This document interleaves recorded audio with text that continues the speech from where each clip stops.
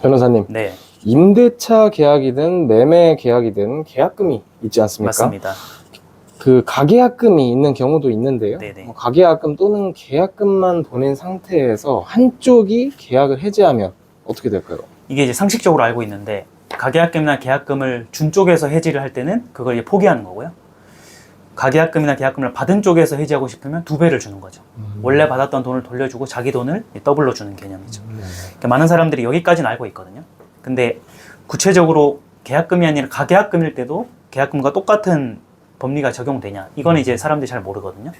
이건 이제 법이 없고 판례의 기준이 정립되어 있는데 오늘은 그 말씀을 좀 드려보겠습니다. 네, 변호사님, 매매 계약이나 임대차 계약 시에는 이제 계약금, 중도금, 잔금을 주는데요. 네네. 계약금만 준 상태에서 해지하면 방금 말씀해 주셨지만 어떻게 되는 건가요? 방금 말씀드린 그 포기하거나 배액 배상하거나 두 가지 중에 하나거든요. 네. 돈을 준 사람이냐 받은 사람이냐에 따라 다른 거죠. 이때 이건 이제 민법상 565조에 딱 규정이 있어요. 그래서 이거는 논란이 없어요. 애초에 민법에 규정이 있기 때문에 계약금은 한마디로 해약금으로 본다는 거고요. 해약금이라고 본다는 말이 해약을 하기 위해서는 포기해야 된다, 이런 뜻을 내포하고 있는 거죠.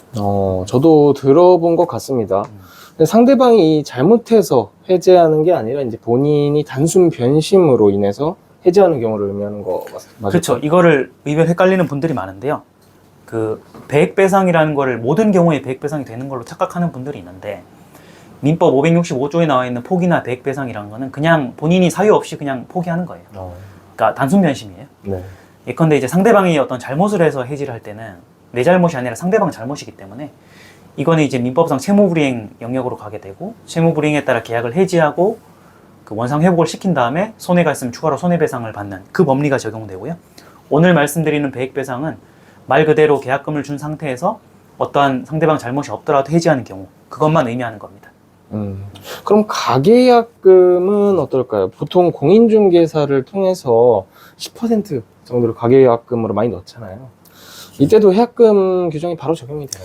이게 이제 사안에 따라 좀 다른데요. 민법에는 아까 말씀드린 565조에는 계약금 규정만 있고 가계약금이라는 표시는 없거든요. 그러니까 민법에 만약에 가계약금도 표시가 있다면은 거기에 따르면 되는데, 계약금만 있고 가계약금은 없기 때문에 이걸 계약금이랑 똑같이 볼 거냐 다르게 볼 거냐 논란이 많아요. 그래서 가계약금이 요즘에 큰 경우도 많기 때문에 소송이 많은데요.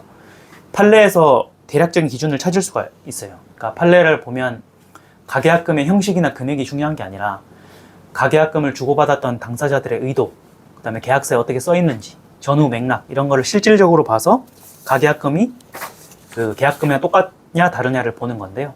정리하면은 가계약금은 항상 계약금과 똑같이 해약금이 되는 건 아닙니다. 그럼 가계약금이 계약금처럼 해약금이 될지 안 될지의 여부는 이제 구체적으로 어떤 기준에 따라서 판단이 되는 건가요? 이게 두 가지를 구별해서 보면 되는데요.